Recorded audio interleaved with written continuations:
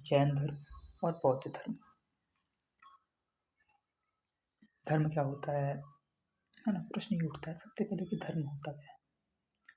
फिर हम आगे बढ़ पाते हैं कि जैन धर्म क्या है, बौद्ध धर्म क्या है। देखते हैं। महाजनपद काल में हमें जैन और बौद्ध धर्म सहित 62 अन्य धर्म संप्रदायों का उल्लेख मिलता है। आपको क्या लगता है कि ऐसी बहुल धार्मिक परंपराओं की उत्पत्ति कैसे हुई? क्या आपको लगता है कि इसका भारत की संस्कृति पर दीर्घकालिक प्रभाव पड़ा है? भारत अपने विशाल सांस्कृतिक और दार्शनिक परिदृश्य के साथ कई आध्यात्मिक परंपराओं का जन्म स्थान रहा है। भारत अपने विशाल सांस्कृतिक और दार्शनिक परिदृश्य के साथ कई आध्यात्मिक परंपराओं की जन्मस्थली रहा है, जिन्होंने लाखों लोगों के जीवन और विश्वास को आकार दिया है। ऐसी दो गहन परंपराएं बौद्ध धर्म और जैन धर्म थी। दोनों एक ही समय में फली फूली तथा प्रचलित सामाजिक धार्मिक परिस्थितियों की प्रतिक्रिया के रूप में उभरी। दुख, मोक्ष, अहिंसा और तपस्या पर अपने अद्वितीय दृष्टिकोण के कारण इन धर्मों के अनुयायियों वृद्धि हुई। कहने का मतलब इन धर्मों का जो उदय हुआ या दोनों समकालीन थे और दोनों ही उस समय की जो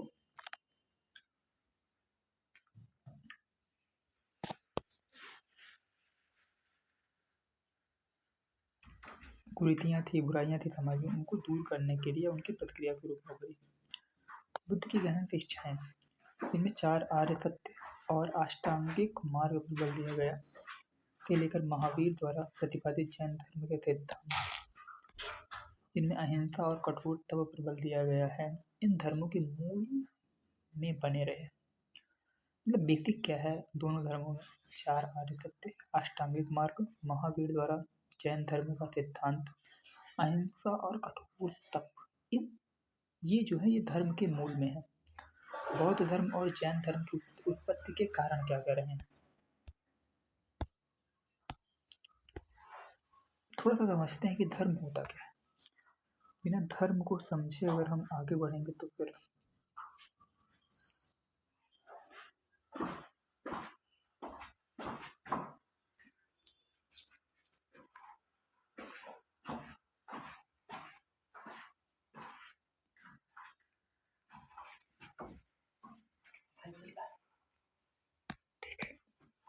समझना होगा कि धर्म होता ही क्या है। आगे बढ़ने से पहले हम यही देख लेते हैं कि धर्म होता क्या है। यह शब्द छोटा है पर इसका अर्थ बहुत गहरा और बहुआयामी होता है। धर्म केवल पाठ पूजा या किसी एक मजहब का नाम नहीं है, यह जीवन को सही दिशा देने वाला सिद्धांत है। शुरुआत में हम क्या समझेंगे, धर्म का असली अर्थ क्या है, धर्म का और मजहब में अंतर क्या होता है, जीवन में धर्म की व्यवहारिक भूमिका क्या है, इतिहास और महान व्यक्तियों की दृष्टि। अंत में धर्म का मूल अर्थ। संस्कृत में धर्म शब्द धृ धातु से बना है जिसका अर्थ होता है धारण करना।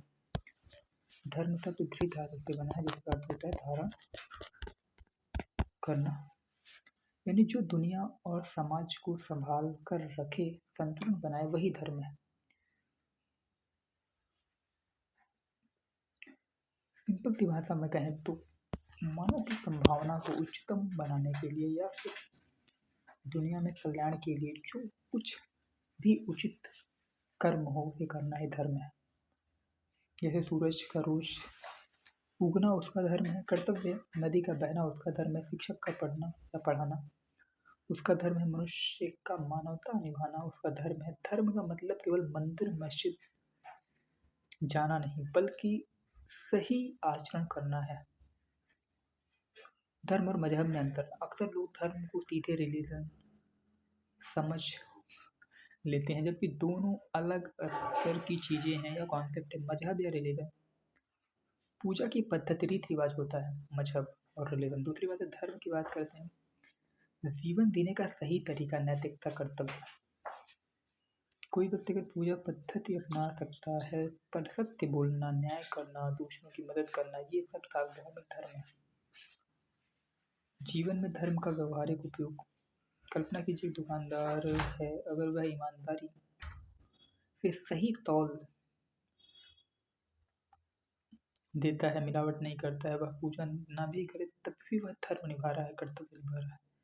एक डॉक्टर मरीज का इलाज पूरी निष्ठा से करता है, वह भी धर्म निभा रहा है। एक नागरिक सड़क पर नियम मानता है, वह धर्म निभा रहा है। यानी धर्म कर्तव्य प्लस नैतिकता प्लस प्राचीन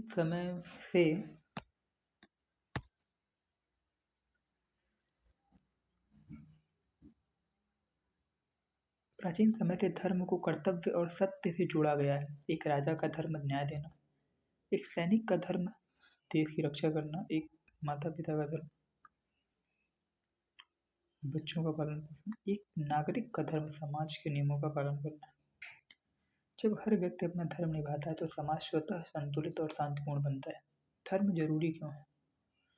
अगर धर्म कर्तव्य और नैतिकता का द्योतक है तो अगर ये खत्म हो जाए तो बाजार में मिलावट बढ़ेगी, समाज में अन्याय बढ़ेगा, रिश्तों में विश्वास टूटेगा, शासन में धर्म में भ्रष्टाचार बढ़ेगा। धर्म समाज का अदृश्य संतुलन तंत्र है। सोचने की क्षमता कैसे बदलता है धर्म? धर्म समझने के बाद व्यक्ति सही गलत का फर्क समझता है। निर्णय लेते समय केवल लाभ नहीं, नैतिकता भी देखता है, दूसरे के अधिकारों का सम्मान करता है, जीवन को केवल मेरे लिए नहीं, हम सबके लिए जीता है। यानी धर्म व्यक्ति को स्वार्थ से सहयोग की ओर ले जाता है।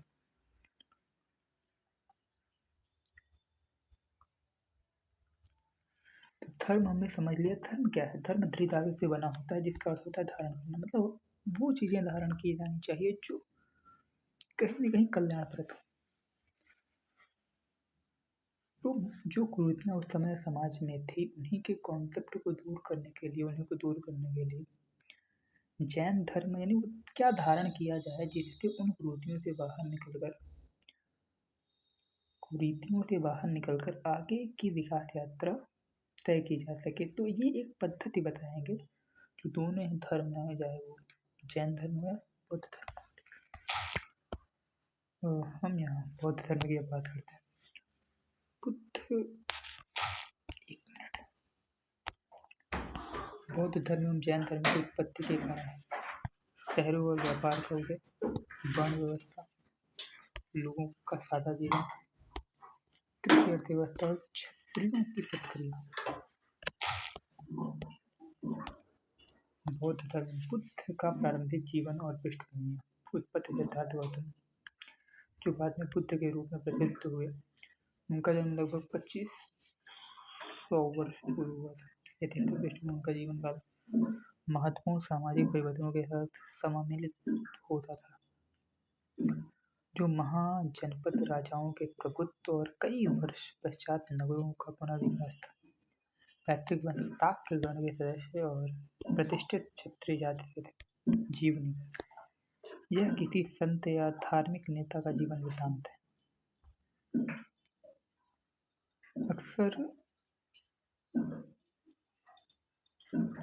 प्रशंसित उपलब्धियां वस्तुतः सटीक नहीं हो सकती। किसी विशेष परंपरा के अनुयायियों की मान्यताओं को समझने के लिए महत्वपूर्ण है। बुद्ध और ज्ञान की खोज। वैश्विक प्रभाव। बुद्ध एक महत्वपूर्ण शिक्षक के रूप में बने। उनकी शिक्षाएं पूरे उपमहाद्वीप और मध्य एशिया यथा चीन, Korea, Japan, Sri Lanka, Myanmar, Thailand और इंडोनेशिया जैसे क्षेत्रों तक फैली। आध्यात्मिक यात्रा। ज्ञान की खोज में उन्होंने घर के सुखों को छोड़ दिया, अनेक वर्षों तक वे भ्रमण करते रहे और अन्य विचारकों से मिलकर चर्चा करते रहे। प्रकाश वह बिहार के बोध गया में पीपल के पेड़ के नीचे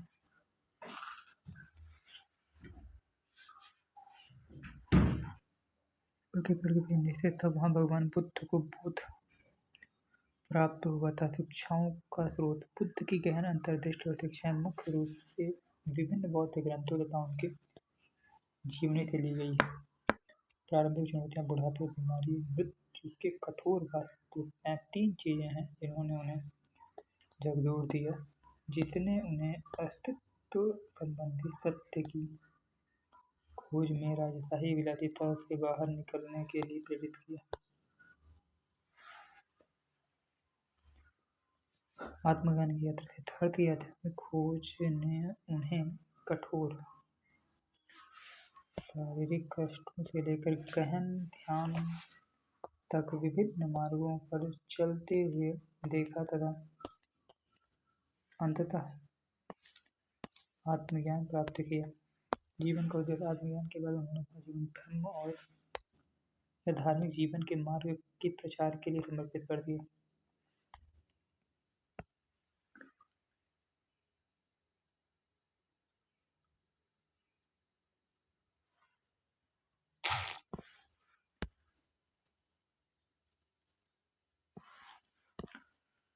बुद्ध की शिक्षाएं। उत्पत्ति और अतः। बुद्ध ने अपना पहला उपदेश वाराणसी के निकट सारनाथ में दिया। अपने पूरे जीवन में उन्होंने बड़े पैमाने पर यात्राएं की और कुशीनगर में मृत्यु के अंतिम समय तक कई लोगों को ज्ञान पाया। कुशीनगर में मृत्यु और वाराणसी में पहला उपदेश। मौलिक शिक्षाएं। बुद्ध की शिक्षाओं का केंद्र में यह विश्वास था कि जीवन कष्ट और दुख से व्याप्त है। ऐसी पीड़ा मुख्य रूप से अधूरी इच्छाओं से उत्पन्न होती है, जिन्हें तृष्णा या लिप्सा कहा जाता है। मतलब कहीं ना कहीं बुद्ध क्या कहते हैं कि जो पीड़ा का मूल है वो क्या है, वो इच्छा है, तृष्णा है। बुद्ध ने निरंतर लालसाओं को खत्म करने के लिए मध्यम मार्ग की वकालत करते हुए संयम के महत्व पर बल दिया। उन्होंने दयालुता के गुणों और जीवन के सभी रूपों के प्रति सम्मान पर जोर दिया। कर्म की अवधारणा हमारे कार्यों का कारण और प्रभाव सिद्धांत उनकी शिक्षाओं का एक महत्वपूर्ण आधार था, जो वर्तमान और भविष्य दोनों के जीवन को प्रभावित करता है। धम्म, बुद्ध और संघ तीन त्रिरत्न हैं। धम्म, बुद्ध और संघ, ये तीन चीजें बौद्ध धर्म के त्रिरत्न कहे जाते हैं।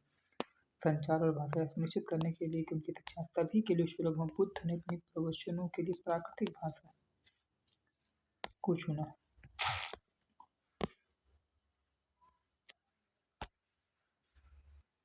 सीखने और व्याख्या का दृष्टिकोण। बुद्ध आलोचनात्मक सोच और व्यक्तिगत चिंतन के प्रबल समर्थक थे, जिससे अनुयायियों को उनकी शिक्षाओं को गहराई से समझने और जानने का अवसर मिला। लिखित प्रमाण और विरासत। बुद्ध की शिक्षाओं और पुनर्निर्माण मुख्य रूप से शुद्ध पिटक की कहानियों से किया गया है। बुद्ध की शिक्षाओं का पुनर्निर्माण मुख्य रूप से शुद्ध पिटक की कहानियों से किया गया है। मतलब शुद्ध पिटक में बुद्ध के जीवन से संबंधित कहानियां हैं, उसी को हमने आधार मानकर जो बुद्ध के जीवन की शिक्षाओं का पुनर्निर्माण किया कि उससे क्या सीखने को मिलता है। इस संग्रह में कुछ आख्यान विभिन्न चमत्कारों की बात करते हैं, जबकि अन्य तर्क प्रेरक संवाद पर आधारित हैं। कुछ चमत्कार की बात है बाकी। बौद्ध धर्म और जैन धर्म का उदय लगभग एक ही समय हुआ। बौद्ध धर्म ने बहुत लोकप्रियता हासिल की, जबकि जैन धर्म को सफलता नहीं मिली। दूसरी ओर कुछ शताब्दी के उपरांत बौद्ध धर्म में भारी गिरावट देखी गई, लेकिन जैन धर्म आज भी अपना स्थान बनाए हुए है। क्या आप उन कारकों के बारे में सोच सकते हैं जिनके कारण बौद्ध धर्म और जैन धर्म दोनों की ऐसी स्थिति उत्पन्न हुई? दार्शनिक आधार।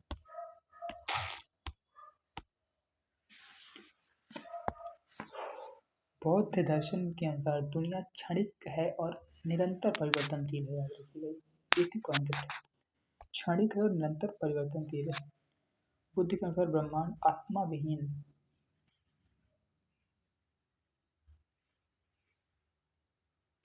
है। इसका अर्थ है कुछ भी स्थायी या शाश्वत नहीं है।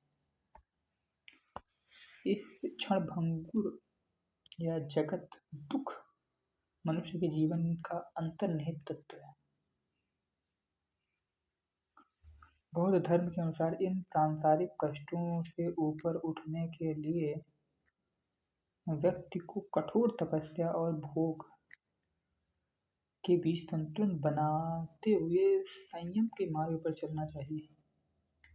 बौद्ध धर्म की प्रारंभिक व्याख्याओं में व्यक्तिगत आध्यात्मिक विकास पर बल देते हुए किसी देवता या ईश्वर के अस्तित्व को अप्रासंगिक माना था। बौद्ध धर्म की प्रारंभिक व्याख्याओं को व्यक्तिगत आध्यात्मिक विकास पर बल देते हुए किसी देवता या ईश्वर के अस्तित्व को अप्रासंगिक माना था। बौद्ध धर्म की प्रारंभिक व्याख्याओं में व्यक्तिगत आध्यात्मिक विकास पर बल देते हुए किसी देवता या ईश्वर के अस्तित्व को अप्रासंगिक माना था।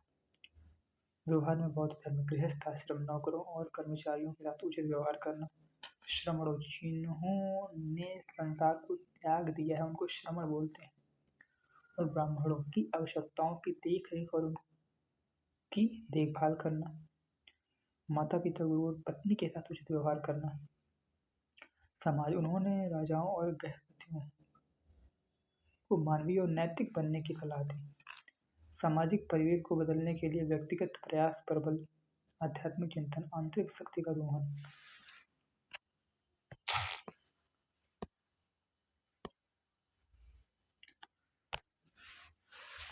इसका अर्थ है पुनर्जन्म के चक्र से बचना, आत्म साक्षात्कार और निर्वाण।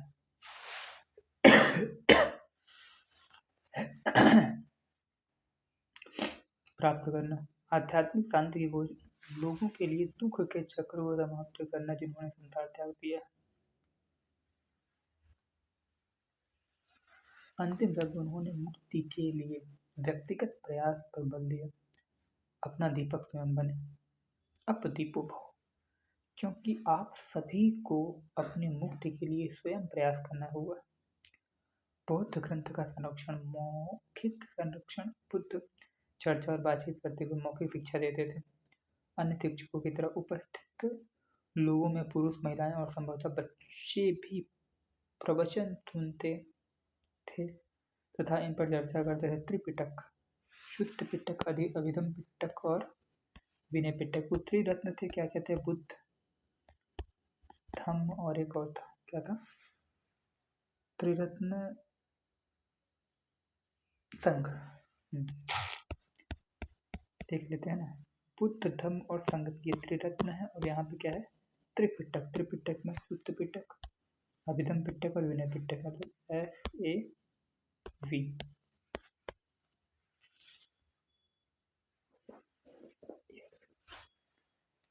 उपदेशों का संकलन, बुद्ध के निधन लगभग 5वीं-4वीं शताब्दी का पूर्व के बाद उनकी शिक्षाओं को वैशाली में शिष्यों द्वारा वरिष्ठ श्रमणों की एक परिषद में संकलित किया गया। वरिष्ठ श्रमणों मतलब जो उन्होंने संसार को त्याग दिया है, कि एक परिषद में संकलित किया गया। उनकी जो भी चीज़ें थी, है ना, उन्होंने जो भी बताया था उसको संकलित किया गया वैशाली में। संकलनों को त्रिपिटक के नाम से जाना गया। जो ये संकलित किए उसको किस नाम से जाना गया, त्रिपिटक के नाम से, जिसका अर्थ विभिन्न प्रकार के ग्रंथों को रखने के लिए 3 टोकरियां। त्रिपिटक मतलब 3 तरह के टोकरी थी, उसमें हम उस विशेष विशेषताओं से संबंधित व्याख्यान को रखते हैं। ग्रंथों के प्रकार, विनय पिटक, इसमें संघ और बौद्ध मठों में रहने वाले लोगों के लिए नियमों का संग्रह था। विनय पिटक में क्या है, संघ एवं बौद्ध में रहने वाले लोगों के लिए नियमों का संग्रह है विनय पिटक में। देखो, शुद्ध पिटक, अभिधम पिटक, विनय पिटक, इसमें क्या है, नियम है। शुद्ध पिटक में बुद्ध की मूल शिक्षाओं को दर्शाता है। शुद्ध पिटक में मूल शिक्षा है। अभिधम पिटक दर्शन से जुड़े विषय हैं, इसमें दर्शन। अभिधम पिटक में दर्शन। शुद्ध पिटक में मूल शिक्षा, अभिधम पिटक में दार्शनिक पहलू है, और विनय पिटक में संघ एवं बौद्ध से संबंधित रहने वाले लोगों के लिए नियमों संबंधित तथ्य हैं।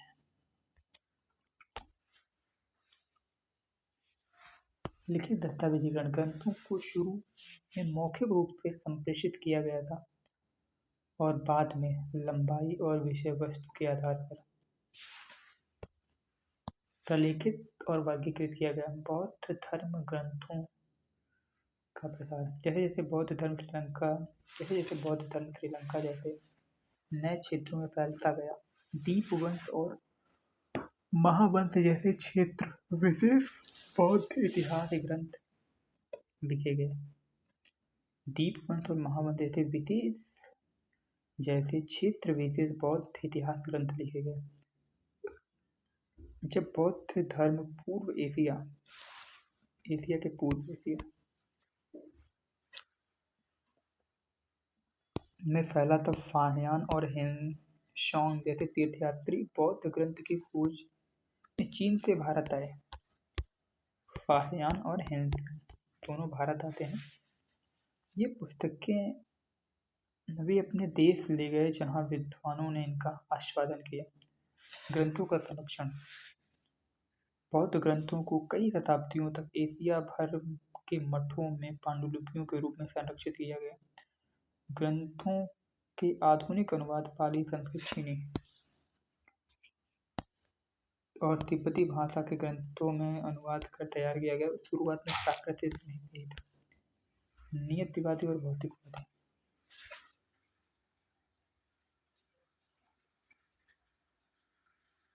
केस कम्बरेन लोकायत संप्रदाय की तुलनात्मक मान्यताएं। नियतिवादी और भौतिकवादी, मक्खली गोशाल आजीवक संप्रदाय और अजिता केस कम्बलेन लोकायत संप्रदाय। इनका मानना था कि न तो पुण्य और न ही तपस्या कर्म को बदल सकती है। मतलब जो आजीवक संप्रदाय है ये मानते हैं भैया न तो पुण्य न ही तपस्या कुछ भी कर्म को नहीं बदल सकती है। दूसरा, उन्होंने कहा कि दान, यज्ञ, चढ़ावा जैसी कोई चीज नहीं होती और परलोक के अस्तित्व से इनकार कर दिया है ना। लोकायत परलोक जैसी स्थिति को नकार दिया। उनके अनुसार सुख और दुख पूर्व निर्धारित हैं, संसार में इन्हें बदला नहीं जा सकता। आजीवक संप्रदाय मान रहा है। लोकायत संप्रदाय क्या मानता है? मनुष्य 4 तत्वों से बना है। मृत्यु के बाद ये तत्व अपने अपने मूल में लौट जाते हैं और इंद्रियां अंतरिक्ष का हिस्सा बन जाती हैं। उनके विचार में सब कुछ पूर्व निर्धारित है, जैसे कि धागा का एक गोला अपनी पूरी लंबाई तक खुलता है, पूर्व निर्धारित है।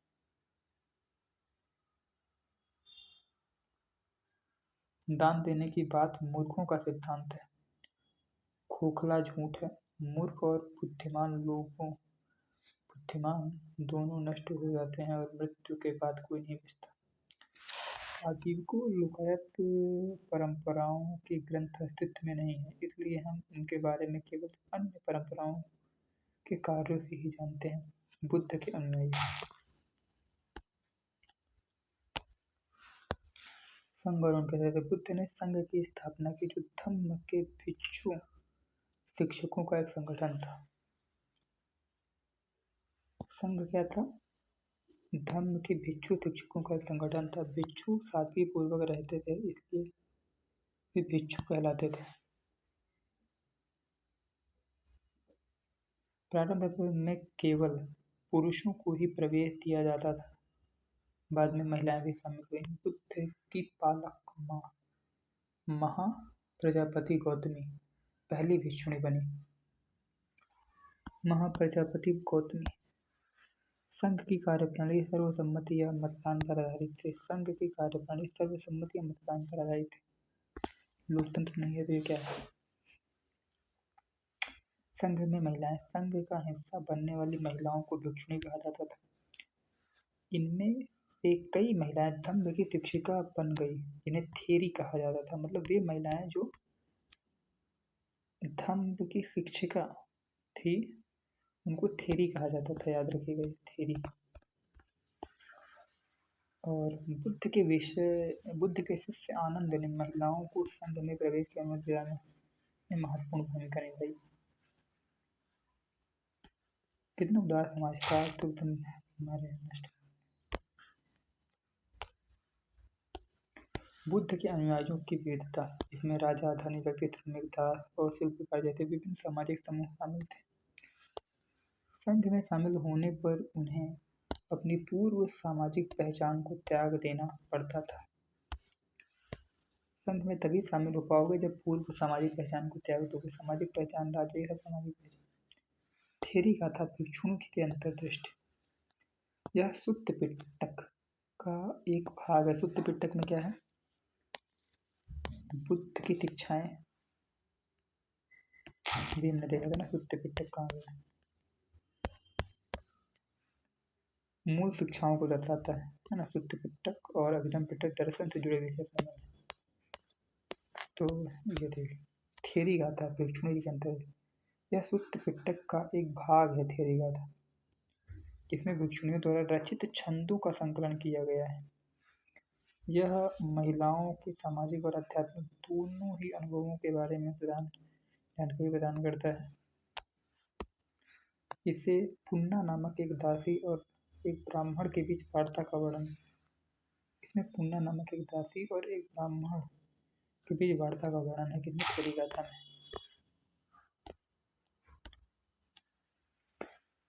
भिक्षुओं और भिक्षुणियों के लिए नियम। ये नियम विनय पिटक में मिलते हैं। कोई बताइए, जब कोई भिक्षु एक नया कंबल या गलीचा बनाएगा तो उसे इसका प्रयोग कम से कम 6 वर्षों तक करना पड़ेगा। यदि 6 वर्ष से कम अवधि में वह बिना भिक्षुओं की अनुमति से एक नया कंबल या गालीचा बनवाता है तो चाहे उसने अपने पुराने कंबल में नहीं, नया चा उसमें ले लिया जाएगा और इसके लिए उसे अपराध स्वीकार करना होगा। यदि कोई भिक्षु किसी गृहस्थ के घर जाता है और उसे टिकिया या पके अनाज का भोजन दिया जाता है तो यदि उसे इच्छा हो तो वह 2 से 3 कटोरा भर ही स्वीकार कर सकता है। यदि यह इससे ज़्यादा स्वीकार करता है तो उसे अपना अपराध स्वीकार करना होगा। 2 या 3 कटोरा भोजन स्वीकार करने के बाद उसे इन्हें अन्य भिक्षुओं के साथ बांटना होगा। यही सम्यक आचरण है, उचित आचरण है। यदि कोई भिक्षु को जो संघ के किसी विहार में ठहरा हुआ है, यदि कोई भिक्षु जो संघ के किसी विहार में ठहरा हुआ है प्रस्थान से के पहले अपने द्वारा बिछाए गए या बिछवाए गए बिस्तरे को ना ही समेटता है ना ही समेटवाता है, या यदि वह बिना विदाई लिए चला जाता है तो उसे अपराध स्वीकार करना होगा। क्या आप बता सकते हैं कि ये नियम क्यों बनाए गए? नियम काम तो मूल जानवर होता है तो उसके लिए नियम चाहिए ही चाहिए। गलतियाँ तो करते ही रहे होंगे ना। भिक्षुओं और भिक्षुणियों के लिए नियम। विनय पिटक से यह कंबल जैसी संपत्ति के संबंध में नियम स्पष्ट करता है तथा इसमें उपहार स्वीकार करने और उन्हें साझा करने के नियम भी शामिल हैं। विहार आदि में बिस्तर लगाने और हटाने की उचित प्रक्रियाएं शामिल हैं। बौद्ध धर्म का विकास। बुद्ध के जीवन काल के दौरान और उसके बाद बुद्ध धर्म का तेजी से विस्तार हुआ। इसने उन लोगों को आकर्षित किया जो प्रचलित धार्मिक प्रथाओं और बदलते सामाजिक परिवेश से असंतुष्ट थे। बौद्ध शिक्षाओं में जन्म के आधार पर श्रेष्ठता के बजाय जिस तरह अच्छे आचरण और मूल्यों को महत्व दिया गया, उससे महिलाओं और पुरुष इस धर्म की तरफ आकर्षित हुए। बौद्ध शिक्षाओं में जन्म के आधार पर श्रेष्ठता के बजाय जिस तरह अच्छे आचरण और मूल्यों को महत्व दिया गया। स्तूपा उत्पत्ति मत। प्राचीन काल से ही लोग कुछ स्थानों को पवित्र मानते थे। अक्सर जहाँ खास वनस्पति होती थी, अनूठी चट्टानें थी या विस्मयकारी प्राकृतिक सौंदर्य था, वहाँ पवित्र स्थल बन जाते थे। ऐसे कुछ स्थलों पर एक छोटी सी वेदी भी बनी रहती थी जिसे चैत्य कहा जाता था। बौद्ध साहित्य चैत्यों और बुद्ध के जीवन से जुड़े स्थलों का वर्णन करता है।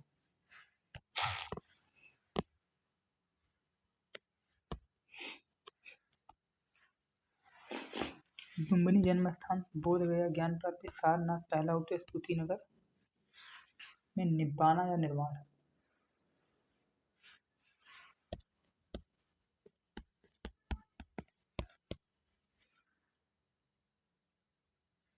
LBSK भगवान सत्य, लुम्बिनी बोध गया में ज्ञान प्राप्त होता है, फिर सारनाथ में पहला उपदेश, कुशीनगर में उनकी मृत्यु हो जाती है। सम्राट अशोक ने बुद्ध के समय के लगभग 200 वर्ष बाद अपनी यात्रा को चिन्हित करते हुए लुम्बिनी में एक स्तंभ बनवाया था। लुम्बिनी में एक स्तंभ है उनका। नोट, शवगृह के बाद शरीर के कुछ अवशेष टीलों पर सुरक्षित रख दिए जाते थे। अंतिम संस्कार से जुड़े ये टीले चैत्य के रूप में जाने गए। चैत्य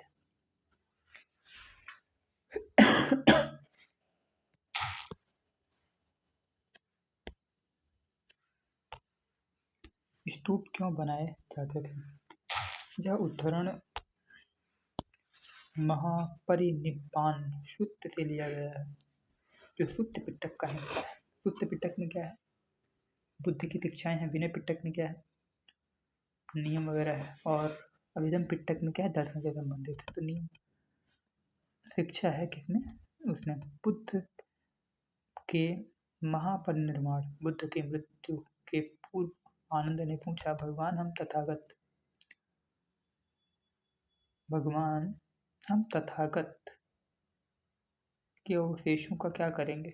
बुद्ध का दूसरा नाम तथागत था। बुद्ध, तथागत और शाक्य मुनि। बुद्ध ने कहा, तथागत के अवशेषों को विशेष आदर देकर खुद को मत रोको। आदर देकर खुद को मत रोको, धर्मोत्साही बनो, अपनी भलाई के लिए प्रयास करो।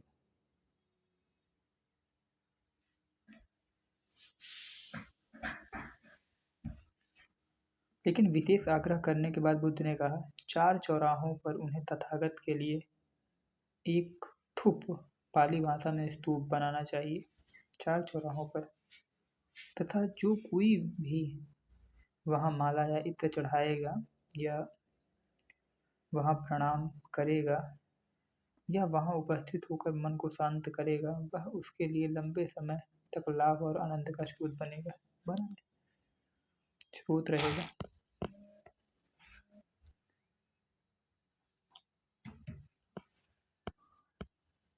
प्रथम बौद्ध स्थल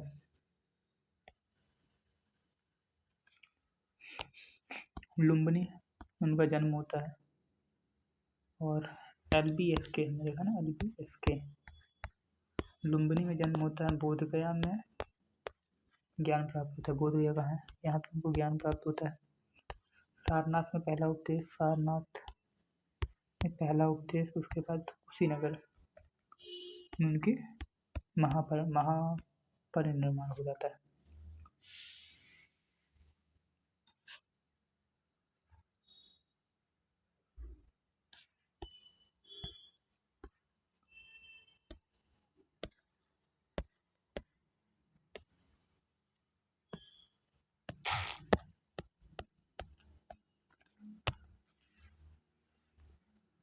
बुद्ध के जीवन संबंधी स्थलों के अलावा उनके अवशेषों वाले स्थान भी पवित्र बन गए।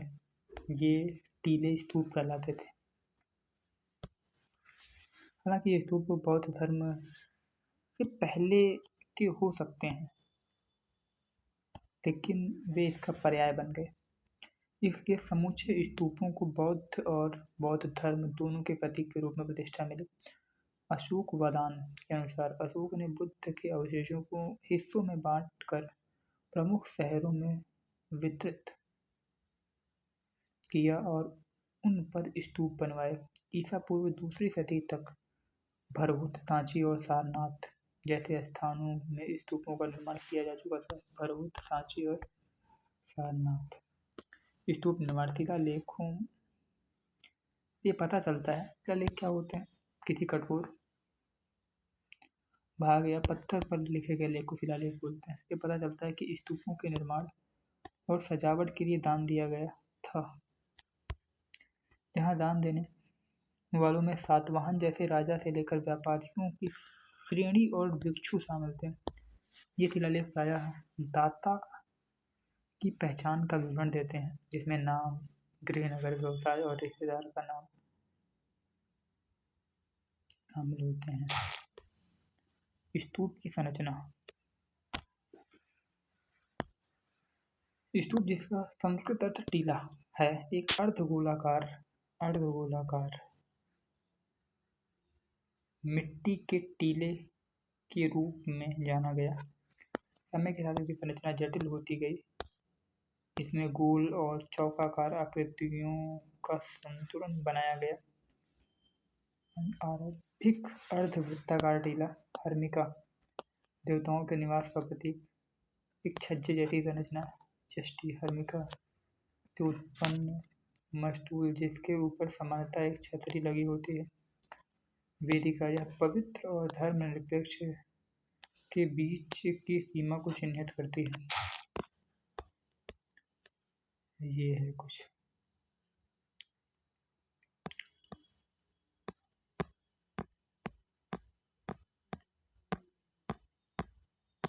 नहीं, इसमें वैसे कोई भी है नहीं, ऐसा चित्र नहीं है जिसमें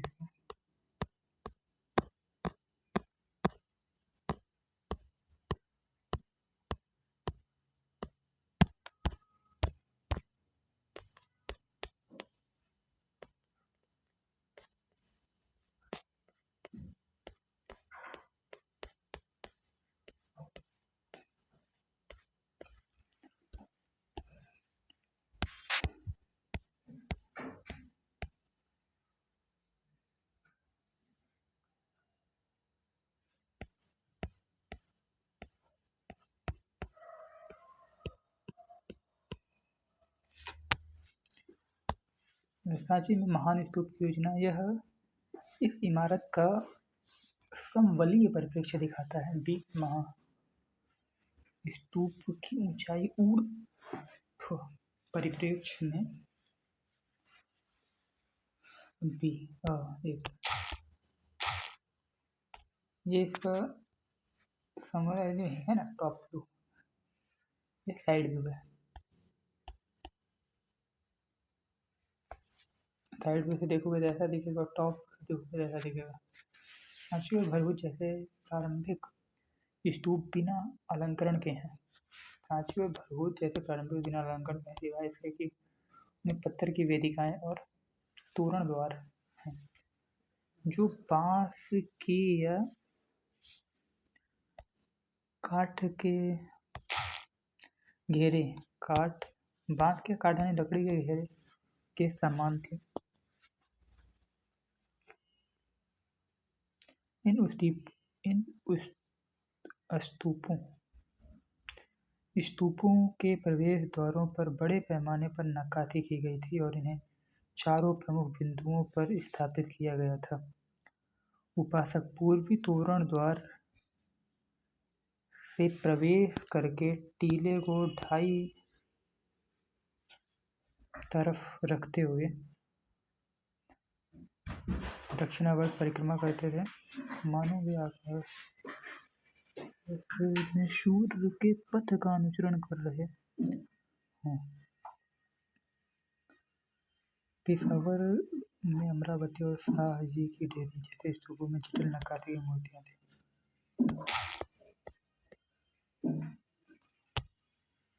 स्तूपों की पुनः खोज अमरावती का खजांची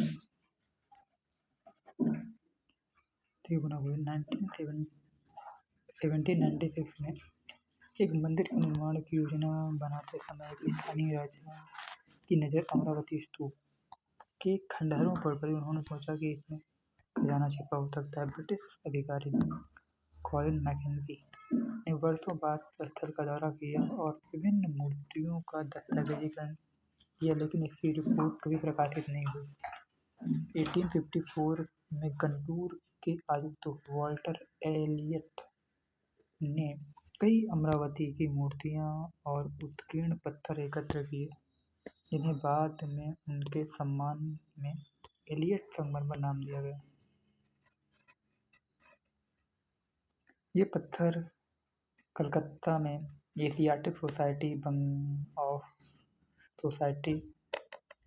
ऑफ बंगाल, मद्रास की इंडिया ऑफिस और यहाँ तक कि लंदन तक पहुँच गए। पुरातत्वविद एच कूल ने इस दृष्टिकोण की आलोचना की, जिसे देश की प्राचीन कलाकृतियों की लूट होने देना और आत्मघाती और अक्षम्य नीति माना।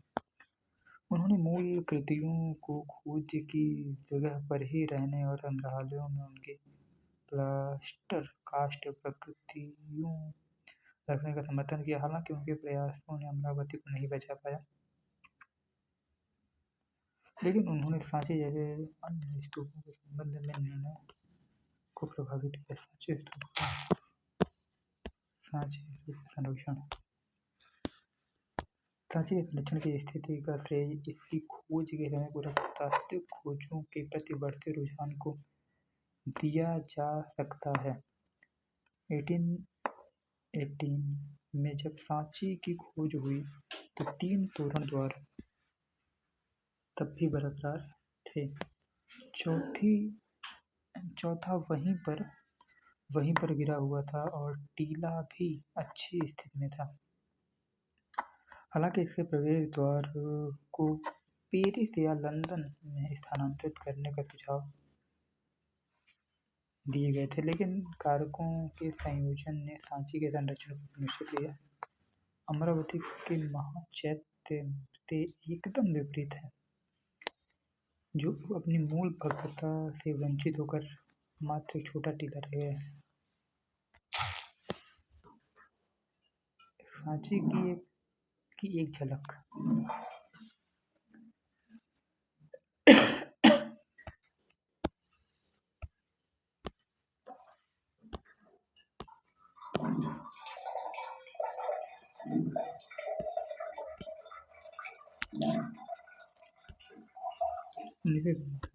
सांची कानाखेड़ा की एक प्राचीन इमारत।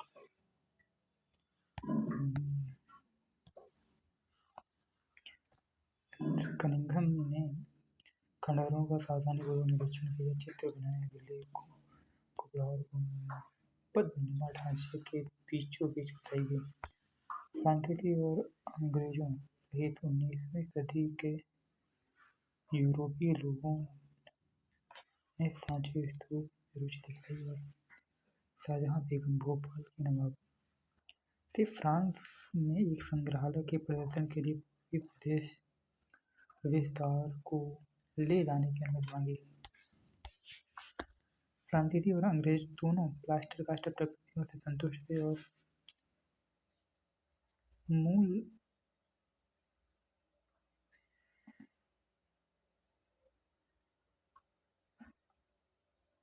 कृति भोपाल राज्य में अपनी जगह पर रही। संरक्षण के प्रयास। शाहजहां बेगम और उनकी उत्तराधिकारी सुल्तान जहां बेगम ने प्राचीन स्थल के संरक्षण के लिए धन उपलब्ध कराया।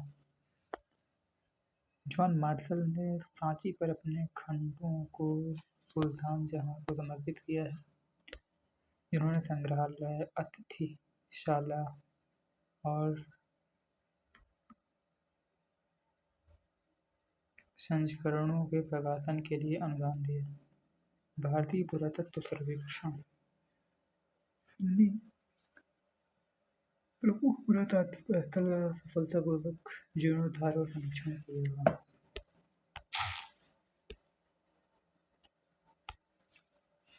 बौद्ध परंपराओं में मूर्तियों का निष्कर्षण और निर्यात।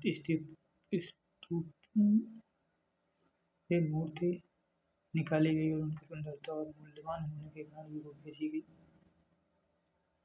मूर्तियों के माध्यम से कहानियों का चित्रण। कहानीकार द्वारा अपनी कहानियों को दृश्य रूप देने के लिए वस्त्रों और कागज पर बने चित्रों का उपयोग किया गया। इतिहासकार जिन्होंने सांची की इस मूर्तिकला का गहराई से अध्ययन किया, इसे वेसंतरा जातक से लिया गया है।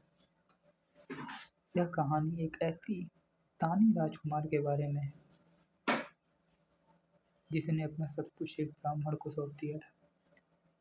इतिहासकार मूर्तियों की तुलना पाठ्य अभिलेखों से करके उसके अर्थ को समझने का प्रयास करते हैं। गेटवे के भाग और उत्तरी गेटवे का एक भाग।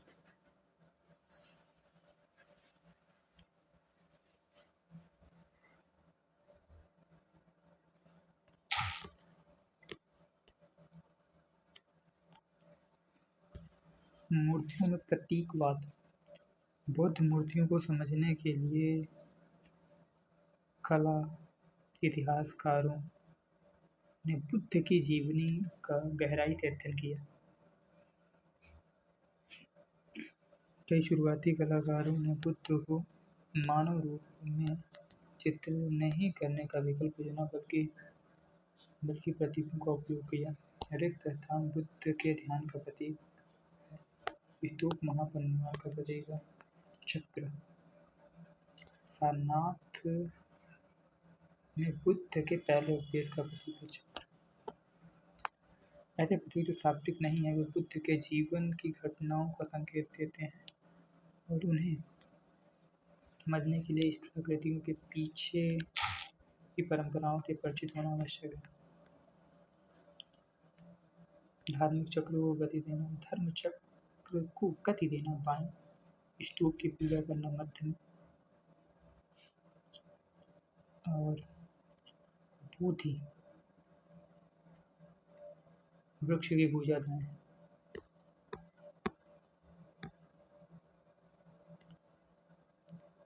लोकप्रिय परंपराओं का समावेश। सांची में उत्कीर्ण बहुत सी अन्य मूर्तियां शायद बौद्ध मत से सीधी जुड़ी नहीं थी। इसमें एक महिला को प्रवेश द्वार से झूलते हुए दर्शाया गया है।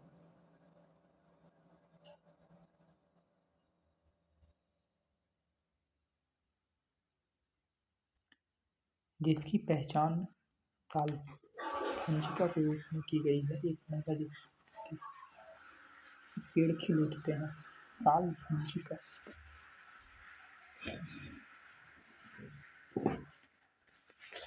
इस पर जैसे पेड़ खिल उठते हैं, इसे शुभ माना गया है और इसे स्तूप की संरचना में शामिल किया गया। हाथियों, घोड़ों और बंदरों जैसे पशुओं के कई सारे चित्रण भी हैं, जबकि कुछ जातकों से अन्य बढ़ाने के लिए शामिल किया गया होगा। पशुअक्सर मानवीय गुणों का प्रतीक होते हैं। उदाहरण के लिए हाथी शक्ति और बुद्धि का प्रतिनिधित्व करते हैं। एक अन्य प्रतीक में महिला, संभवतः बुद्ध की मां माया देवी या देवी गजलक्ष्मी है, जिस पर हाथी जल छिड़क रहे हैं जैसे वे उनका अभिषेक कर रहे हैं।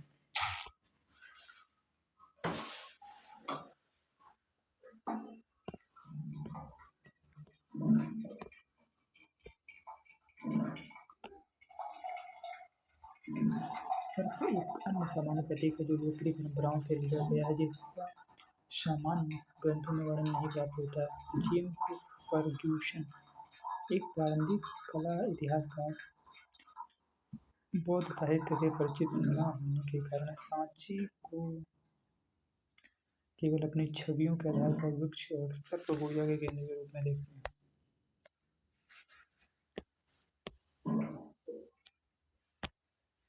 अतीत की चित्रकला जनता के विभाग। पत्थर की कलाकृतियाँ लंबे समय से सुरक्षित रहती हैं, लेकिन अतीत की चित्रकारी जैसे संप्रेषण की अनेक माध्यम भी प्रयोग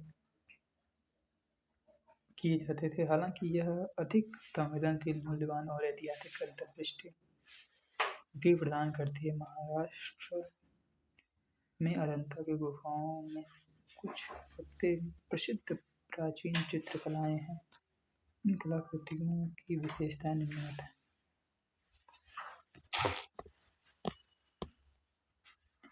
जातकों की कहानियों का चित्रण।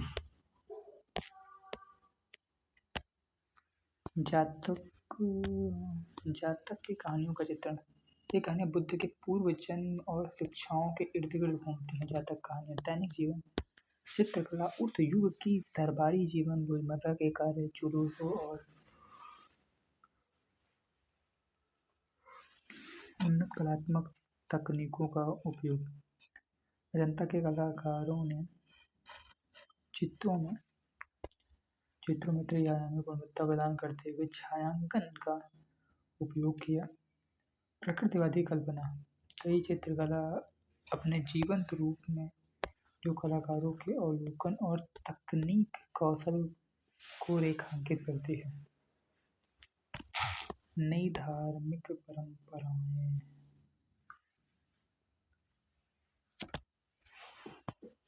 महायान बौद्ध धर्म। प्रथम शताब्दी ईस्वी तक बौद्ध प्रथाओं और विचारों का विकास शुरू हो गया। पहले की शिक्षाएं जो निर्वाण प्राप्त करने के लिए व्यक्तिगत प्रयास पर बल देती थी, वे समाप्त हो गई। धीरे धीरे एक उद्धारकर्ता की अवधारणा और बोधिसत्व, दूसरों की मदद करने वाले दयालु प्राणी का विचार उभरने लगा। बोधिसत्व कौन थे? दूसरों की मदद करने वाले दयालु प्राणी। दूसरों की मदद करने वाले दयालु प्राणी को बोधिसत्व का विचार उभरने लगा। बुद्ध और बोधिसत्व की मूर्तियां।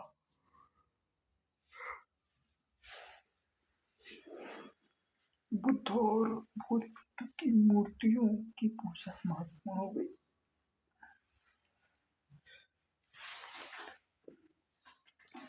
नई परंपरा को महायान बड़ा वाहन महायान कहा गया, जबकि पुरानी परंपरा को हीनयान छोटा वाहन नाम दिया गया। हीनयान या थेरवाद। महान परंपरा के समर्थक अन्य बौद्धों को हीनयान अर्थात निम्न वाहन के अनुयायी कहते थे, जबकि इस पुरानी परंपरा के अनुयायी स्वयं का वर्णन करने के लिए इस शब्द का प्रयोग नहीं करते थे। इसके बजाय वे स्वयं को थेरवादी कहते थे। इस शब्द का अर्थ है वे लोग जो पुराने सम्मानित शिक्षकों के मार्ग पर चलते थे, इन्हें थेरस के नाम से जाना जाता है। प्रयुक्त शब्द हीनयान, महायान। प्रयुक्त शब्द हीनयान और महायान, थेरवाद और थेरवादी। थेरवादी अपने महान शिक्षकों की शिक्षाओं का पालन करते थे। हीनयान प्रथाएं हमारी महायान प्रथाओं जितनी विकसित नहीं थी। पौराणिक हिंदू धर्म का विकास। मुक्तिदाता की कल्पना सिर्फ बौद्ध धर्म तक सीमित नहीं थी। वैष्णववाद, विष्णु की पूजा, शैववाद, शिव की पूजा और हिंदू परंपराओं में भी प्रचलित थी। वैष्णववाद तथा शैववाद दोनों में भक्त और देवता के बीच भक्ति और प्रेम पर बल दिया गया। वैष्णववाद में विष्णु के 10 अवतारों को मान्यता दी गई। स्थानीय देवताओं को पहचानने से विष्णु के एक रूप में धार्मिक परंपराओं को एकजुट करने में मदद मिली। मूर्तियों में शिव जैसे देवताओं को दर्शाया गया है, जिन्हें लिंग के रूप में दर्शाया गया है, और प्रतीकों के माध्यम से उनकी विशेषताओं पर प्रकाश डाला गया है। इन मूर्तियों को समझने के लिए ब्राह्मणों द्वारा लिखे गए पुराण आवश्यक थे। वे देवी देवताओं की कहानियाँ सुनाते थे जो सभी के लिए थी तथा जिनमें वैदिक शिक्षा से बाहर के लोग भी शामिल थे। मथुरा क्षेत्र से वासुदेव कृष्ण की पूजा संपूर्ण भारत में विख्यात हो गई।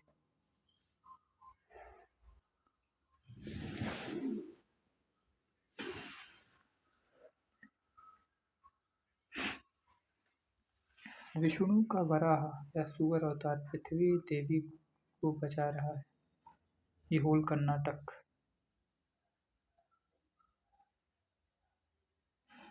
दुर्गा माता की एक छवि, महाबलीपुरम, तमिलनाडु।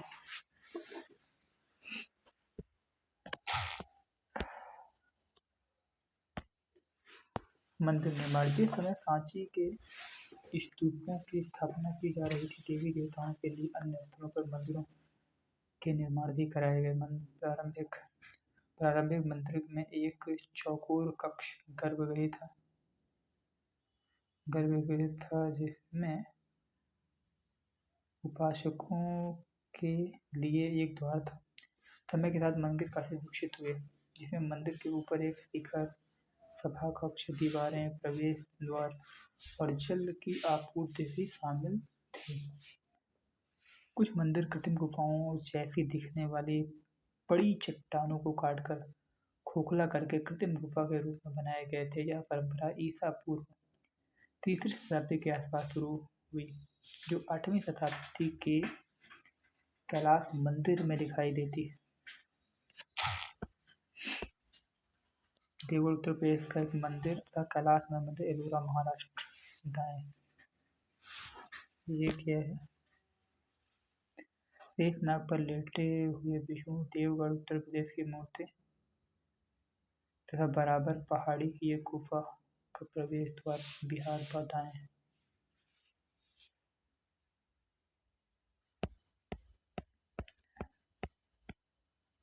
अपरिचित को समझना। 19वीं सदी के यूरोपीय विद्वानों का दृष्टिकोण भारतीय मूर्तिकला के साथ प्रारंभिक समानता। देवी देवताओं की भारतीय मूर्तियों के सामने आने पर प्रारंभ में भ्रम उत्पन्न हुआ। जटिल रूपों की प्रतिक्रियाएं। अक्सर लोग कई शस्त्र सिर वाली मानव और पशु आकृतियों से भयभीत हो जाते थे। यूनानी कला से तुलना। भारतीय मूर्तिकला को प्राचीन यूनानी कला से तुलना करके समझने का प्रयास किया गया। ग्रीक प्रभावित मूर्तियों की सराहना, विशेष रूप से तक्षशिला और पेशावर से कुछ बुद्ध और बोधिसत्व की मूर्तियां मिली, जो ग्रीक की मूर्ति जैसी दिखने के कारण आकर्षक थी। परिचितों को प्राथमिकता। अपरिचित को समझने के लिए ज्ञात पैमाने का उपयोग करना। कला इतिहासकारों का ग्रंथों पर भरोसा। इतिहासकार अक्सर मूर्तियों के अर्थ को समझने के लिए लिखित ग्रंथों की जानकारी एकत्र करते हैं। चुनौतियां तब उत्पन्न होती हैं जब कलाकृति ज्ञात कहानियों और व्याख्यानों से मेल नहीं खाती, जैसे महाबलीपुरम में उत्पन्न मूर्तियां।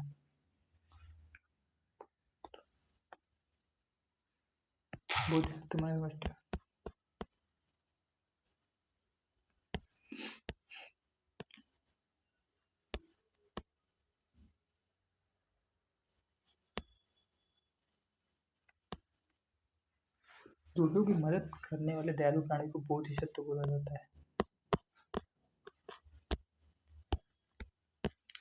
महाबलीपुरम मूर्तिकला। तमिलनाडु में एक महत्वपूर्ण चट्टान की मूर्ति ने इतिहासकारों को विभाजित कर दिया। चट्टान में प्राकृतिक दरार को देखते हुए कुछ लोगों का मानना है कि यह स्वर्ग से गंगा नदी के अवतरण को दर्शाता है। महाभारत के अर्जुन को तपस्या करते हुए दिखाया गया है, जो एक तपस्वी की केंद्रीय छवि की ओर इशारा करती है।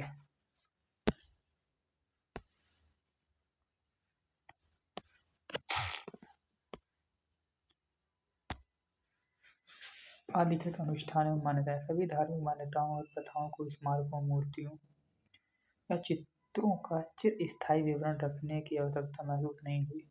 दैनिक प्रथाओं और विशेष अवसर अनुष्ठानों को दर्ज नहीं किया जा सकता है। कई समुदायों को स्थायी अभिलेखों की आवश्यकता महसूस नहीं होती थी, लेकिन उनमें जीवंत धार्मिक और दार्शनिक परंपराएं व्याप्त थी। इसके अलावा ज्ञात कलाकृतियां पूर्व की परंपराओं का एक अंश मात्र दर्शाती हैं। प्राचीन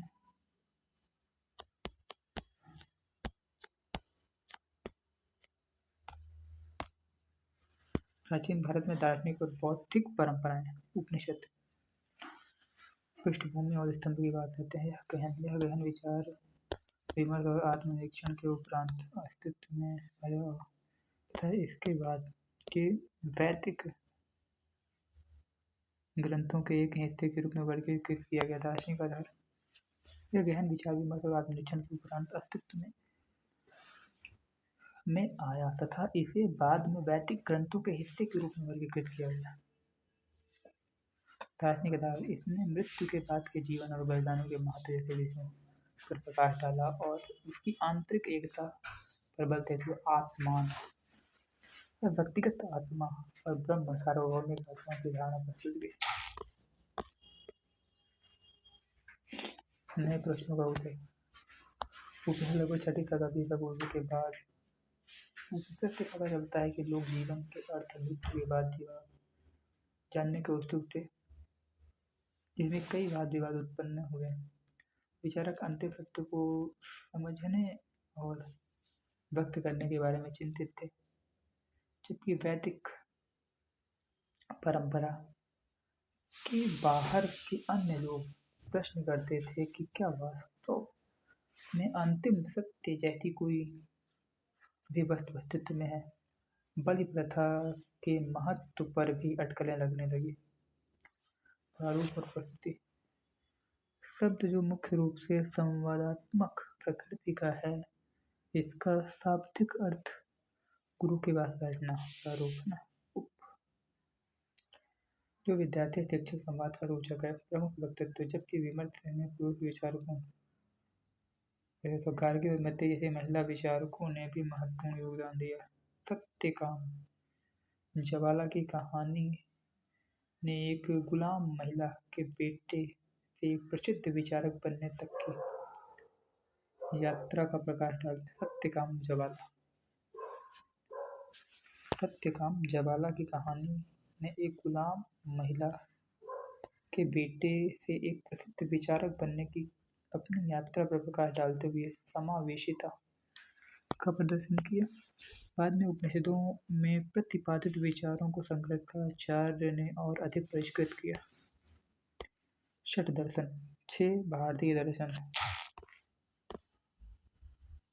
कौन कौन से हैं? षट दर्शन 6 प्रतिष्ठित दार्शनिक परंपराओं ने सदियों से भारत के बौद्धिक विमर्श को आकार दिया है।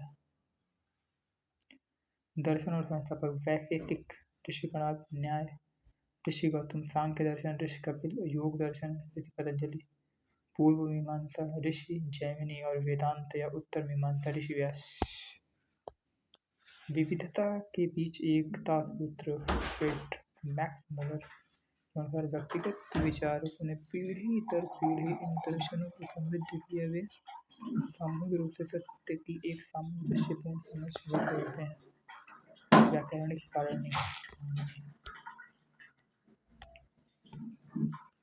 मूलकर पाणिनि संस्कृत व्याकरण में अपने महान योगदान के लिए जाने जाते हैं। चौथे दिन में उन्होंने स्वरों और व्यंजनों को व्यवस्थित रूप से वर्गीकृत करके एक अद्वितीय दृष्टिकोण तैयार किया। बीजगणितीय सूत्रों का उपयोग करते हुए पाणिनि ने संस्कृत भाषा एक संक्षिप्त नियम बनाए, जिनकी संख्या इतनी थी। उपनिषदों के कुल श्लोक छांदोग्य उपनिषद में स्वयं की प्रकृति और सच्चे बलिदान पर चर्चा करने वाले छंद शामिल है। उपनिषद की कुछ पंक्तियां यहाँ पर संस्कृत भाषा में रचित लगभग 6वीं शताब्दी ईसा पूर्व के छांदोग्य उपनिषद के श्लोक दिए गए हैं। आत्मा की प्रकृति मेरी आत्मा धन और सौ या सौ या बादल के बीच की गिरी से भी छोटी है। मन के अंदर छुपी मेरी आत्मा पृथ्वी से भी विशाल, चिति से ऊपर, स्वर्ग से भी बड़ी और इन सभी लोगों से भी बड़ी है। सच्चा ज्ञान यह जो बह रहा है पवन निश्चय ही यज्ञ है। बहते बहते यह सबको पवित्र करता है, इसलिए यह वास्तव में यज्ञ है। जैन धर्म की बात करते हैं हम। धर्म यानी धारण करना, मतलब जैन धर्म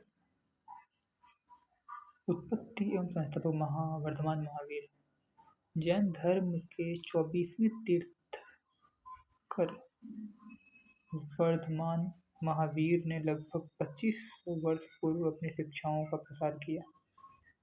वे वज्जी संघ के लिच्छवी कुल के क्षत्रिय राजकुमार थे। वे वज्जी संघ के लिच्छवी कुल के क्षत्रिय राजकुमार थे। 30 वर्ष की उम्र में उन्होंने 12 वर्ष की आध्यात्मिक यात्रा के माध्यम से ज्ञान प्राप्त करने के लिए अपना राजशाही जीवन त्याग दिया। जैन शब्द की उत्पत्ति जिस मूल शब्द से हुई है उसका अर्थ होता है विजेता। जैन, आपको क्या लगता है महावीर के लिए जिन शब्द का प्रयोग क्यों किया जाता है? क्योंकि उन्होंने अपनी इंद्रियों पर विजय प्राप्त कर लिया था। मूल शिक्षाएं सिद्धांत। जैन धर्म के त्रिरत्न सम्यक चरित्र, सम्यक ज्ञान और सम्यक दर्शन। वहाँ पे क्या थे?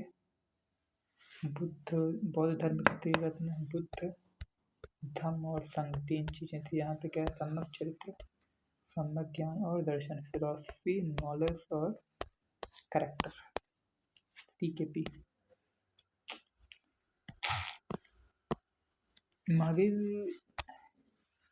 महावीर के सिद्धांत ने सत्य की खोज के लिए त्याग पर बल दिया। अहिंसा। अहिंसा जैन धर्म के केंद्र में है, जो जीवन की पवित्रता पर बल देती है। महावीर के अनुसार सभी प्राणी जीने की इच्छा रखते हैं, सभी जीवों के लिए जीवन प्रिय है। प्राकृतिक भाषा का संचार। शिक्षाओं को सुलभ बनाया। प्राकृतिक भाषा के विभिन्न रूप विद्यमान थे, जैसे मगध में मगही। जैन धर्म के अनुयायियों की जीवन शैली सादगी, ईमानदारी, ब्रह्मचर्य और चोरी न करने का कड़ाई से पालन। जैन भिक्षुओं ने वस्त्र त्यागने सहित तपस्या का अभ्यास किया। कई अनुयायी भिक्षु और भिक्षुणी बन गए, जबकि अन्य ने उनका समर्थन किया, विशेष तौर पर भोजन आदि प्रदान करके। जैन धर्म की स्वीकृति और उसका प्रसार। यद्यपि इसके कठोर सिद्धांत चुनौतीपूर्ण थे, लेकिन इसने कई लोगों को आकर्षित किया।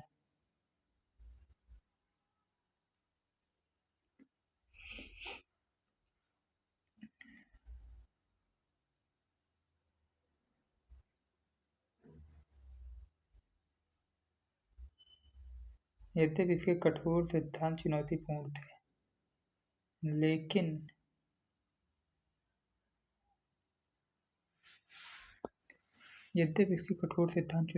थे, लेकिन इसने कई लोगों को आकर्षित किया, मुख्यतः व्यापारियों और सामर्थ्यतः किसानों के लिए। जैन धर्म कठिन था क्योंकि कीटों को मारकर फसलों की रक्षा करना पड़ता था।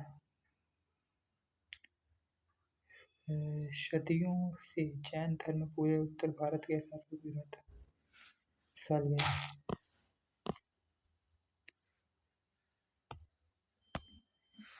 जैन शिक्षाओं का दस्तावेजीकरण। जैन शिक्षाएं सदियों से मौखिक रूप से प्रसारित की जाती रही हैं। लगभग 1500 वर्ष पूर्व गुजरात के वल्लभी में उनके वर्तमान स्वरूप में लिखी गई। महावीर का संदेश। जैन धर्म दर्शन वर्धमान से पहले अस्तित्व में। जैन धर्म जो दर्शन है ना, ये वर्धमान से वर्धमान महावीर, वर्धमान जिन्हें बाद में महावीर के नाम से जाना गया, वे 24वें तीर्थंकर थे जिन्होंने मोक्ष का मार्ग बताया। जैन धर्म की मान्यता यह जगत सत्य है, किसी भी जीवित प्राणी को चोट न पहुंचाना, कर्म के आधार पर जन्म और पुनर्जन्म, मोक्ष के लिए तप की आवश्यकता। जैन भिक्षुओं और भिक्षुणियों की 5 प्रतिज्ञाएं। सत्य, अहिंसा, झूठ न बोलना, किसी जीव की हत्या न करना, अस्तेय, चोरी न करना, अपरिग्रह, आवश्यकता से अधिक संचय नहीं करना, ब्रह्मचर्य का पालन करना। महावीर की शिक्षाओं को शिष्यों द्वारा अक्सर कहानियों के रूप में व्यक्त किया जाता था। उत्तराध्ययन शुद्ध से उदाहरण। रानी कमलावती अपने पति को संसार त्यागने के लिए मना रही थी।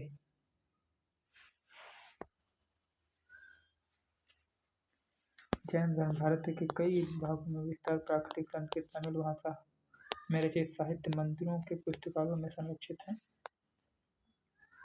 प्रारंभिक पत्थर की मूर्तियां पूरे उपमहाद्वीप में पाई गई।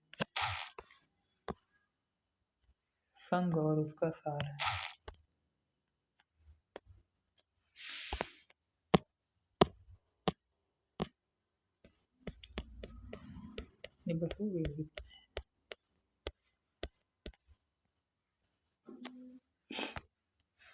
दार्शनिक आधार। महावीर और बुद्ध दोनों का दृढ़ विश्वास था कि व्यक्ति केवल सांसारिक इच्छाओं को त्याग कर ही वास्तविक ज्ञान प्राप्त कर सकता है।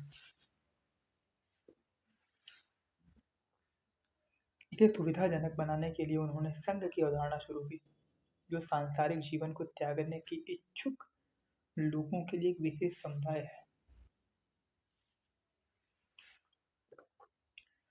सदस्यता मानदंड। संघ समावेशी था और जीवन के सभी क्षेत्रों के लोगों का स्वागत करता था। कुछ व्यक्तियों के लिए विशिष्ट अनुमतियों की आवश्यकता थी। बच्चे को माता पिता की सहमति की आवश्यकता होती थी। दासों को अपने स्वामी की अनुमति की आवश्यकता होती थी। शाही कर्मचारियों को राजा की अनुमति लेनी होती थी और लेनदारों की मंजूरी की आवश्यकता होती थी। महिलाएं विवाह पूर्व पिता और विवाह उपरांत पति की सहमति से शामिल हो सकती थी। थोड़ा सा कॉन्सेप्ट गलत था, वो वहाँ के परिदृश्य में था, मतलब अभी कॉन्टेक्स्ट में,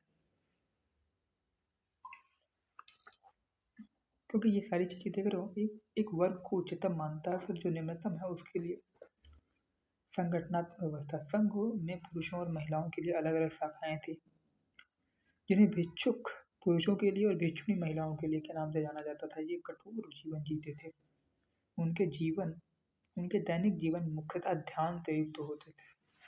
जीविका के लिए वे भोजन मांगने हेतु निर्दिष्ट घंटों के दौरान एक फिक्स टाइम होता था, आसपास के क्षेत्रों में जाते थे। सामुदायिक गतिशीलता। संघ ने सौहार्द की भावना बढ़ावा दिया। सदस्यों ने न केवल ज्ञान प्राप्त किया बल्कि एक दूसरे को सहायता भी प्रदान की। सौहार्द बनाए रखने और शिकायतों को दूर करने के लिए नियमित बैठकें बुलाई गई।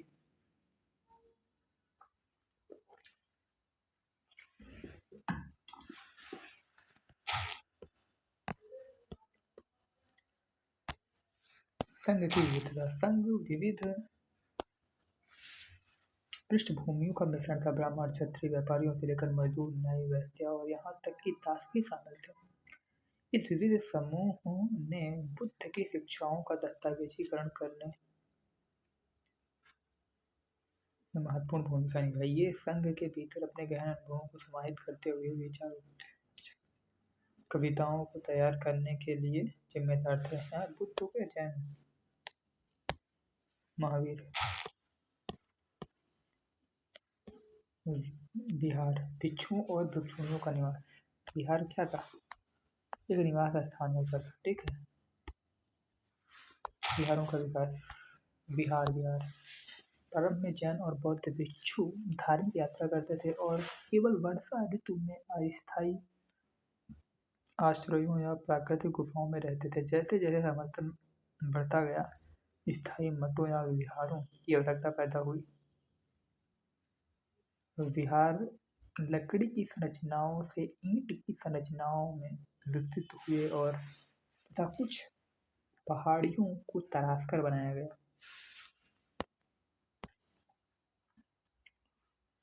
दान और स्थानीय सहायता। अमीर, व्यापारी, जमींदार या यहाँ तक कि राजा भी अक्सर विहार निर्माण के लिए भूमि दान करते थे। अपने दान के बदले भिक्षुओं और भिक्षुणियों ने स्थानीय जनता को शिक्षाएं दी।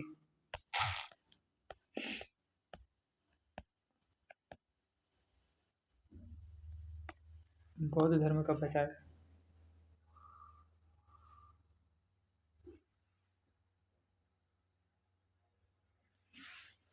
समय के साथ बौद्ध धर्म पूरे उपमहाद्वीप में और यहाँ तक कि इनकी सीमाओं या इसकी सीमाओं से परे फैल गया।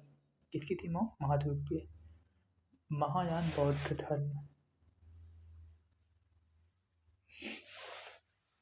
में दो प्रमुख परिवर्तन हुए। पहला, बुद्ध का निरूपण मथुरा और तक्षशिला आदि स्थानों में बुद्ध को पीपल के वृक्ष जैसे चिन्हों से चित्रित करने के स्थान पर सीधी मूर्तियां गढ़ी जाने लगी। बोधिसत्व में विश्वास। इन प्रबुद्ध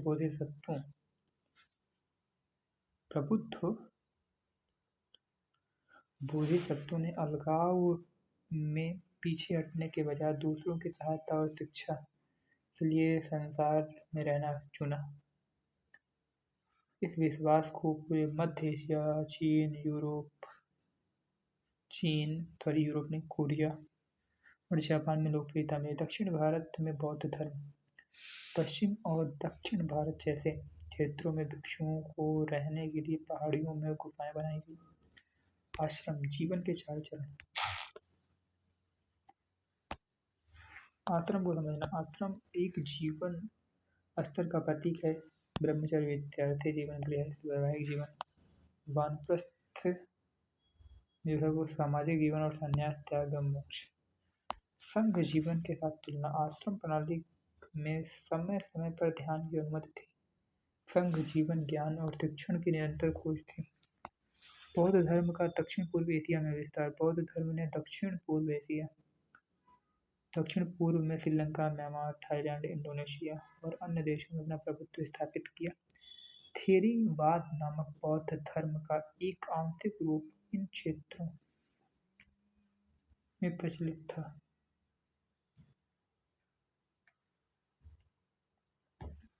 तीर्थयात्री। आस्था की यात्री। प्रसिद्ध चीनी बौद्ध तीर्थयात्री फाहियान और हेनसांग जैसे तीर्थयात्रियों ने उपमहाद्वीप में बौद्ध स्थानों और मठों की यात्रा की। फाहियान और हेनसांग। उनकी यात्राओं के वृत्तांत। इन तीर्थयात्रियों ने देशों, मठों और उनके द्वारा अर्जित धर्म ग्रंथों के विषय में लिखा। नालंदा बौद्ध शिक्षा का प्रकाश स्तंभ था। नालंदा।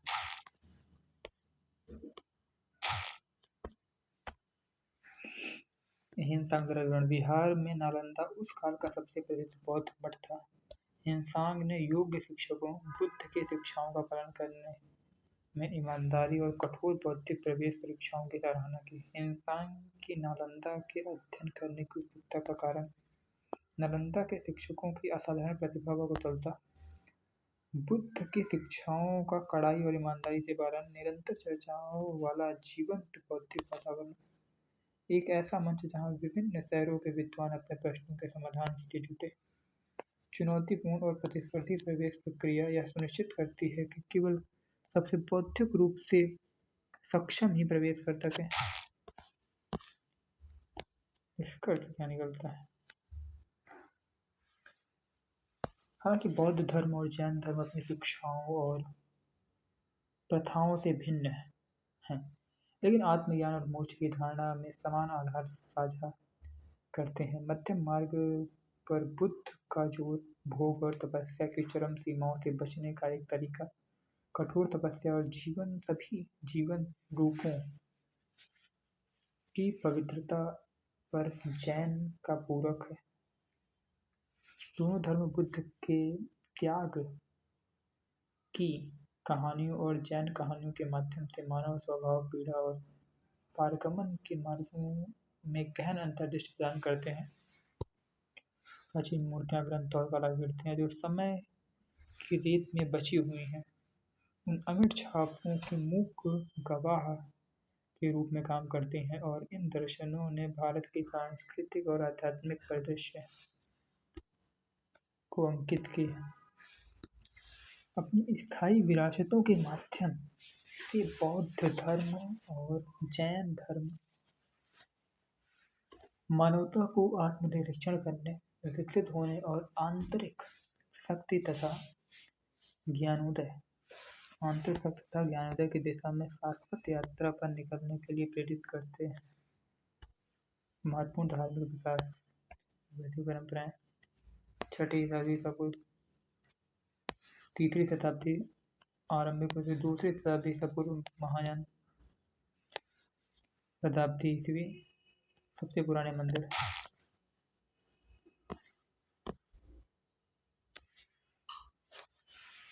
प्राचीन इमारतों और मूर्तियों की खोज और संरक्षण के महत्वपूर्ण चरण।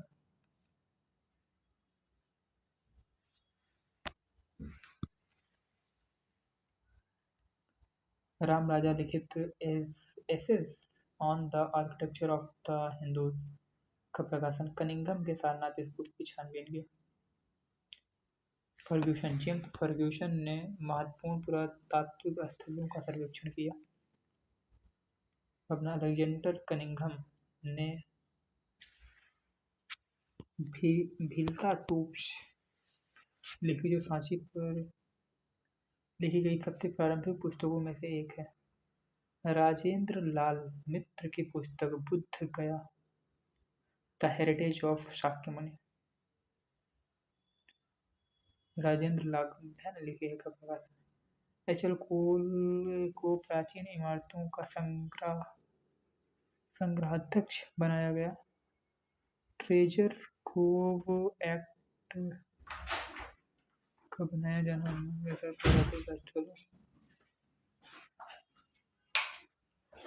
किसी भी चीज पर दस्तखत कर सकते थे। जॉन मार्शल का अल्फ्रेड पाउचर ने सांची के स्मारक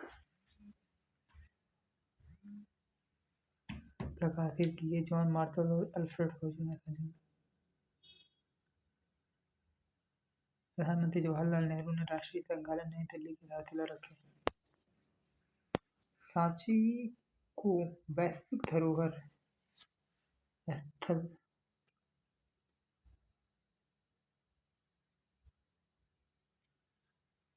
घोषित किया गया। 20वीं सदी की बात कर रहे हैं।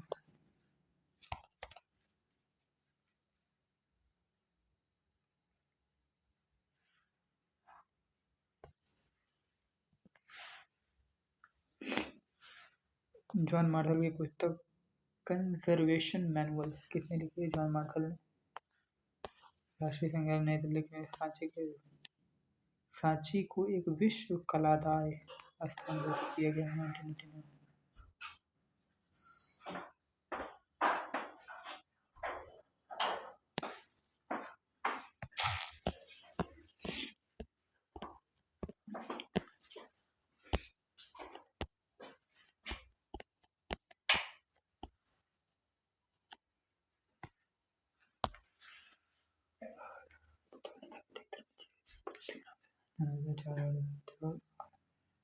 और अष्टांगिक मार्ग पर देता है। जैन धर्म अहिंसा और तप पर जोर देने वाला है। प्राचीन भारतीय धर्म इसी बात की स्थापना 24वीं तीर्थंकर महावीर ने की थी। तीर्थंकर जैन धर्म में आध्यात्मिक शिक्षक जो लोगों का मार्गदर्शन करते हैं। निर्वाण जन्म पुनर्जन्म के चक्कर से पूर्ण रूप और मुक्ति की स्थिति। धर्म ब्रह्मांडीय व्यवस्था का सिद्धांत, जिसे अक्सर कर्तव्य धर्म में नैतिक कानून के रूप में देखा जाता है, तब गंभीर आत्मविश्वास और आमतौर पर धार्मिक कारणों से सभी प्रकार के भोग से परहेज करना। किसी व्यक्ति के कार्यों का योग जो भविष्य में उसके भाग्य को फैसला करता है। संसार, मृत्यु, पुनर्जन्म का चक्र। स्तूप बौद्ध मंदिर के रूप में निर्मित एक गुंबद है। अरहत, कोई व्यक्ति जिसने बौद्ध धर्म में धार्मिक जीवन का लक्ष्य प्राप्त कर लिया हो। अरहत, कोई व्यक्ति जिसने बौद्ध धर्म में धार्मिक जीवन का लक्ष्य प्राप्त कर लिया। महावीर का दूसरा नंबर वर्धमान। उपनिषद प्राचीन संस्कृत ग्रंथ जो वेदों में अंतर्निहित आध्यात्मिक दर्शन का आधार है। मठवाद जीवन का धार्मिक तरीका जहाँ व्यक्ति सांसारिक गतिविधियों को त्याग कर स्वयं को पूरी तरह आध्यात्मिक कार्यों में समर्पित कर देता है। मठवाद अष्टांगिक मार्ग निर्वाण के मार्ग के 8 पहलू जिसे एक साधक को अभ्यास करना चाहिए। 4 आर्य सत्य बौद्ध शिक्षा का सार समाहित करने वाले 4 केंद्रीय मान्यताएं। प्राकृत जैन ग्रंथों में प्रयुक्त एक प्राचीन भारतीय गाथा। उत्तराध्ययन शुद्ध जैन ग्रंथ जहाँ महावीर की कई शिक्षाएं और कहानियां शामिल हैं। जातक कथा में उनकी है। उत्तराध्ययन शुद्ध में किसकी है? महावीर। संघ बिच्छुओं का समुदाय। महायान बौद्ध धर्म की एक प्रमुख शाखा जो बोधिसत्व के मार्ग पर ध्यान केंद्रित करती है। अहिंसा सभी जीवित प्राणियों की हिंसा न करने से संबंधित। श्रमण श्रमण व्यवस्था प्राचीन भारत के कुछ तपस्वी परंपराओं घूमने वाला भिक्षु। श्रमण मथुरा भारत का एक प्राचीन शहर जो जैन और बौद्ध दोनों परंपराओं में महत्वपूर्ण है। त्रिपिटक बौद्ध धर्म के लिए पारंपरिक ग्रंथ। त्रिपिटक शुद्ध विद्यागम पिटक और विनय पिटक। विनय पिटक में वो है अभिधम पिटक में दर्शन अपेक्षा है। मध्यम